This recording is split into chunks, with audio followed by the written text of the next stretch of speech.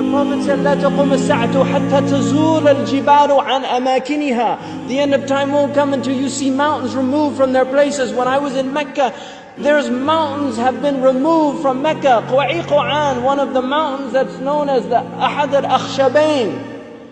When the angels came to the Prophet ﷺ and they asked him if he wanted to see the mountains that they would يطبقهما على Quraysh. One of them was Abi Qubays and the other was Quwa'iqu'an. Quwa'iqu'an has been removed. It's gone. It's no longer there. The mountain is gone. A mountain that the Prophet ﷺ walked in its shade. A mountain that the Prophet ﷺ probably climbed as a boy.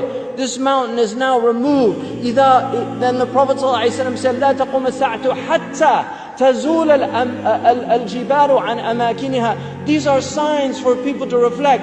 The Prophet I was on the Arabian Peninsula with my family, walking on the beach, and I came upon people in a public beach having sexual intercourse. In a public beach on the Arabian Peninsula. I'm not making this up. This is the level of fasad that is happening on our planet. The Prophet ﷺ said, لا تقوم الساعة حتى يتحارج الناس تحارج الحمير. That the end of time won't come until people are like animals openly. He said, sallallahu alayhi wasallam, that one of the signs of the end of time is civilized people would walk with their thighs exposed in the marketplaces. بادية الأفخاذ في الأسواق.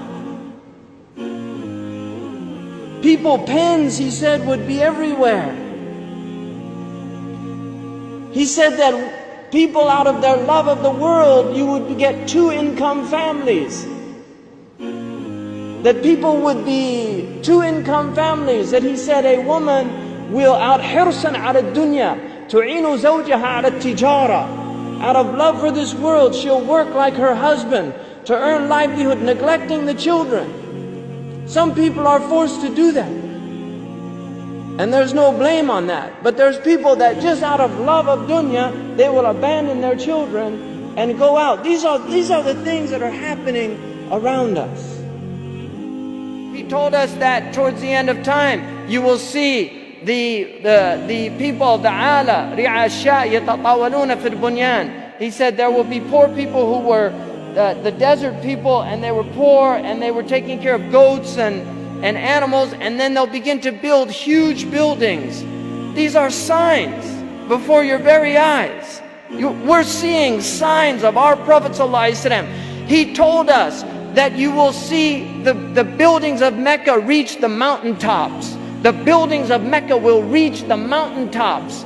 And this is happening in our lifetime. When I first went to Mecca, there were no buildings even close to the tops of the mountains of Mecca. And now it's filled with buildings that are beginning to reach the mountaintops. I was on one of the tallest mountains in Mecca, and you can see the clock tower now surpasses the mountains. The Prophet ﷺ said in a hadith, he said, إِذَا رَأَيْتُمْ مَكَّةَ بُعِجَتْ كَظَائِمًا. If you see Mecca, if you see its mountains with holes pierced through them, this is what it means.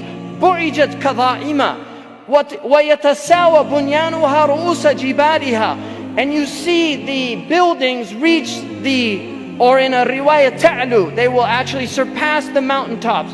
And then he said, فَقَدْ أَظَلَّتَ السَّاعَةُ. It means that the sa'a has cast its shadow.